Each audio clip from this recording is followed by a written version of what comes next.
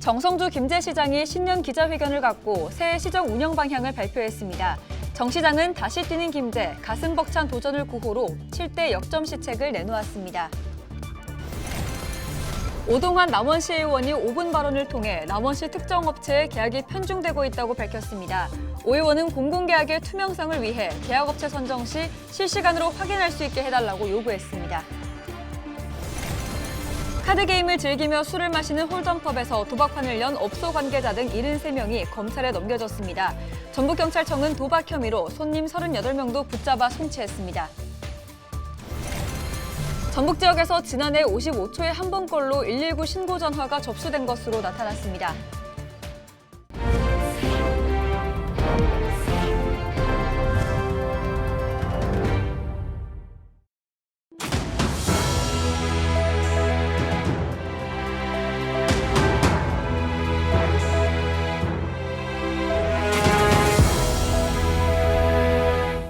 시청자 여러분 안녕하십니까? 헬로티비 전북 뉴스입니다.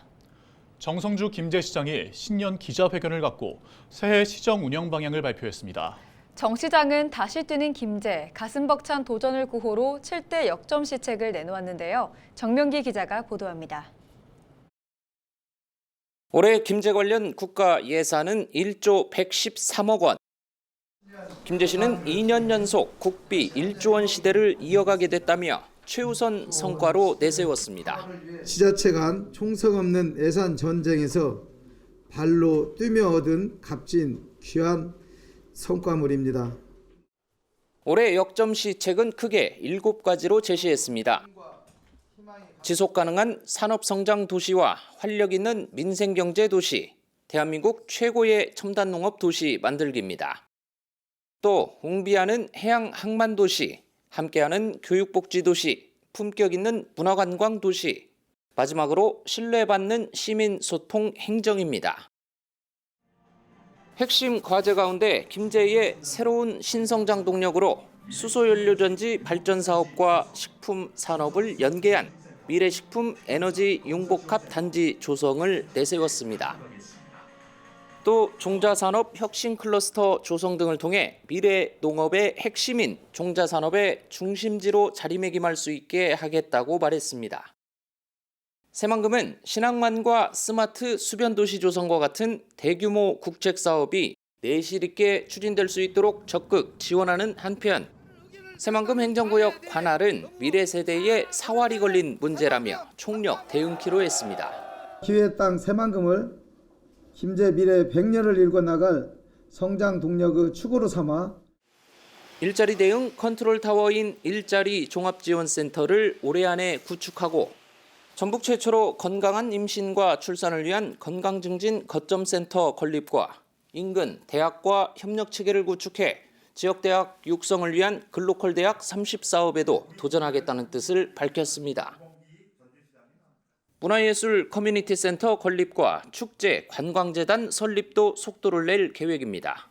김제 지평선 축제, 꽃비들이 축제, 김제 문화유산 야행, 김제 새로움이 축제, 김제 문화의 행사 등을 통해 4계절 문화관광 도시로 도약하겠습니다.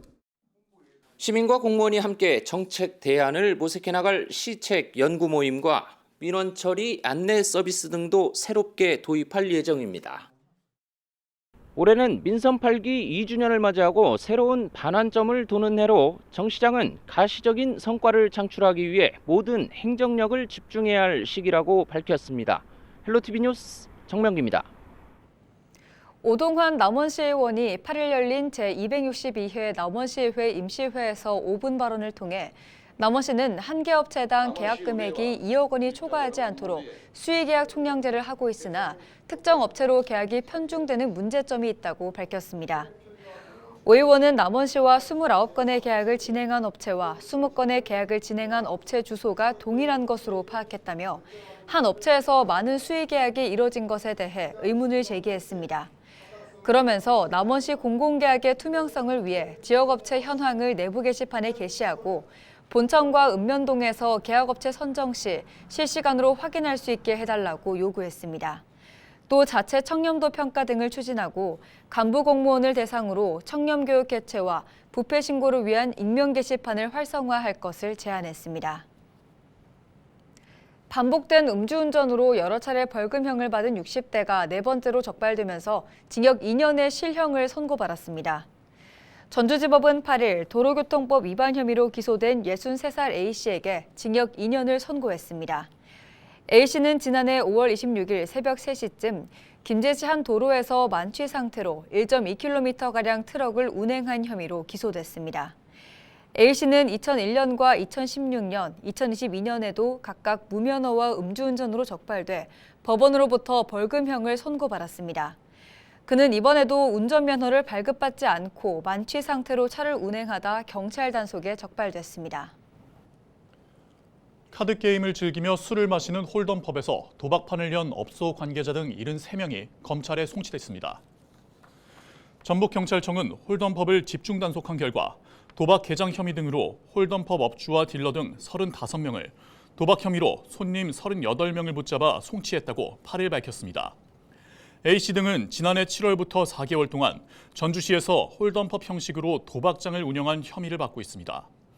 이들은 손님들이 텍사스 홀덤과 같은 도박을 하게 하고 상금의 20%를 수수료를 받아 칩으로 환급해주는 방식으로 1억 8천만 원을 받은 것으로 파악됐습니다.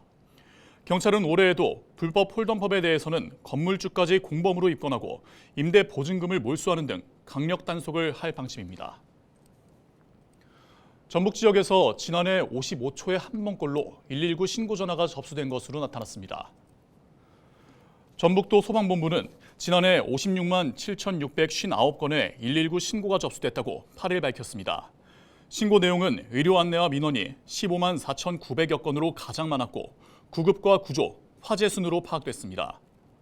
지역별 신고 건수는 인구수에 비례해 전주와 익산, 군산, 완주 순으로 많았습니다. 코로나19가 유행했던 2022년과 비교하면 신고 건수는 14.2%가량 줄었습니다. 전북대학교는 16년째 등록금을 동결하기로 했습니다. 전북대는 지난 2009년 이후 등록금을 동결하거나 인하해 왔습니다. 전북대의 지난해 연간 등록금은 인문사회계열 332만 원, 자연과학계열 445만 원, 의학계열 877만 원 등 평균 443만 원입니다.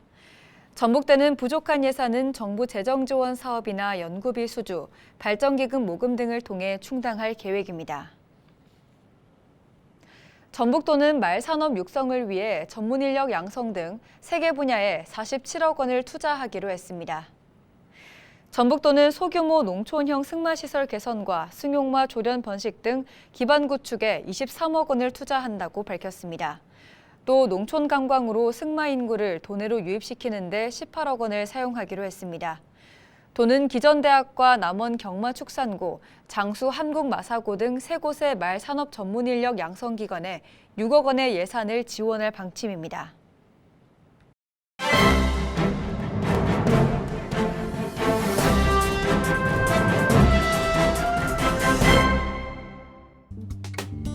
신문브리핑 전북 도민일보 기사입니다. 더불어민주당이 4.10 총선 공천 업무를 총괄할 공천관리위원회 구성을 완료한 데 이어 국민의힘도 정영환 고려대 법학전문대학원 교수를 공천관리위원장으로 내정했다고 합니다. 현역 교체와 586 세대 퇴진 압박을 받고 있는 민주당 소속 전북 의원들의 생존 싸움이 본격화될 전망이라고 하는데요. 정치권은 특히 민주당의 후보 경선이 2에서 3배수를 원칙으로 하고 있는 만큼 공관위의 경선 후보 압축은 현역 컷오프와 함께 전북 정치 지형을 바꿀 태풍의 눈이 될 것으로 보고 있다고 합니다. 민주당이 4.10 총선 공천을 주도할 공천관리위원장을 외부 인사의 손에 맡기면서 현역 물갈이 등 쇄신 공천 작업이 속도를 낼 것으로 전망되는데요. 정치권은 특히 현 전북 총선 지형을 언급하며 민주당 현역 8명 중 2에서 3명은 공천 탈락과 검증위를 통과한 인사들도 공관위 후보 심사 과정에서 걸러질 것으로 예상했다고 합니다. 민주당 중앙당 핵심 관계자는 전북이 민주당 텃밭이라는 점은 현역들에게 부담으로 작용할 수 있을 것이라며 전북 공천의 경우 민주당 공관위가 현역 물갈이 등 개혁 공천에 방점을 둘 가능성이 있다고 말했습니다. 지금까지 신문브리핑이었습니다. 고창 지역의 전출자보다 전입자가 많은 인구 순유입이 최근 4달 동안 이어지고 있습니다. 고창군은 지난해 9월부터 12월까지 전입 인구가 1,500여 명으로 전출 인구보다 많다고 밝혔습니다. 그러면서 지난해 9월부터 이뤄진 고수 황산 무장 공공임대주택과 율계 고령자 복지주택, 서울 시니어스 타워 등 규모 있는 주택단지 입주를 인구 유입 요인으로 꼽았습니다. 이에 따라 지역 정주 여건이 개선되면 타 지역에서 인구가 유입될 것이라고 기대했습니다. 건설 현장 노무비를 가로챈 50대가 집행유예를 선고받았습니다. 광주지방법원은 업무상 횡령 혐의로 기소된 건설 현장 책임자 A씨에 대해 징역 1년에 집행유예 2년을 선고했습니다. A씨는 지난해 2월부터 전북 남원시 공동주택 신축 현장에서 관리팀장으로 근무하며 근로자 월급 1억 6천여만 원을 가로채 도박과 유흥 등으로 탕진한 혐의로 기소됐습니다.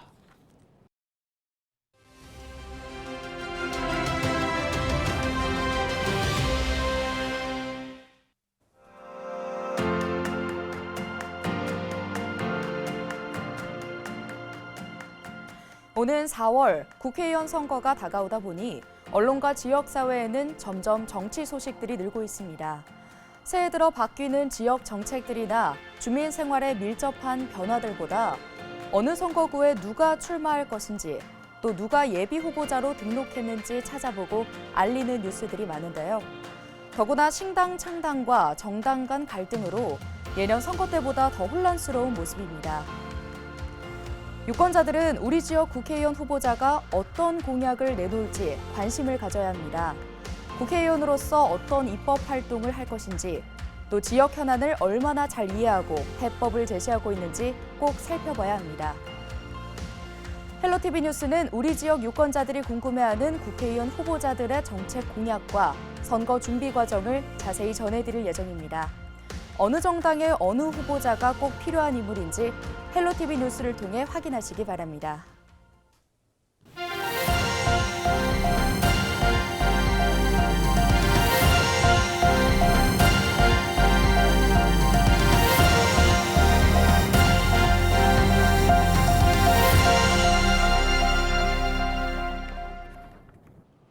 부안 지역 관광지와 맛집 등을 하나의 택시를 타고 돌아볼 수 있는 부안 관광택시 요금이 감면됩니다.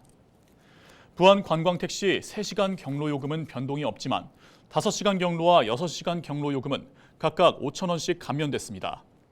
이에 따라 부안군은 관광택시 이용자 부담이 완화될 것으로 기대했습니다.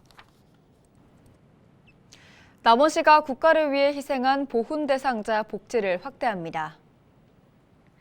남원시는 올해부터 특수임무 유공자와 5.18 민주유공자 등도 보훈수당 지원 대상에 포함하고 65세 이상 나이 요건을 폐지합니다. 또 국가유공자가 숨졌을 때 유족에게 지급하는 사망 위로금도 15만 원에서 30만 원으로 인상했습니다. 이와 함께 현충시설물 정비 사업과 국가유공자 생신축하금, 독립유공자 유족 의료비 지원 등을 추진할 방침입니다. 앞으로도 국가유공자들의 자긍심과 명예를 높일 수 있도록 다양한 보훈 사업을 추진하여 유공자들의 숭고한 애국 정신을 기리겠습니다. 부안 줄포만 노을빛 정원에 위치한 갯벌 생태관이 새 단장을 마치고 8일 다시 문을 열었습니다. 생태 전시실과 만들기 체험실, 전망대 등이 있는 갯벌 생태관은 2층 전시실을 아이들이 갯벌 생물을 쉽게 이해할 수 있는 체험활동 공간으로 새롭게 꾸몄습니다. 생태관 운영 사항은 부안 줄포만 노을빛 정원 누리집에서 확인할 수 있습니다.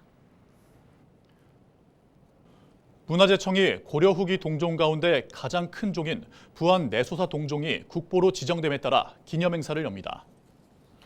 9일 부안 내소사 대웅보전과 수장고에서 열리는 국보 지정 기념행사에서는 부안 군림농합단의 축하 공연과 국보 지정서 교부 등이 진행됩니다. 또 최응천 문화재청장이 직접 부안 내소사 동종에 대한 해설을 참석자들에게 들려줄 예정입니다. 통일신라 전통을 계승하면서도 고려의 특징이 잘 드러나는 대표작으로 평가되는 부안 내소사 동종은 지난해 12월 국보로 지정됐습니다. 오늘 준비한 소식은 여기까지입니다. 저희는 언제나 지역민 여러분 곁에 있겠습니다. 시청해주신 여러분 고맙습니다.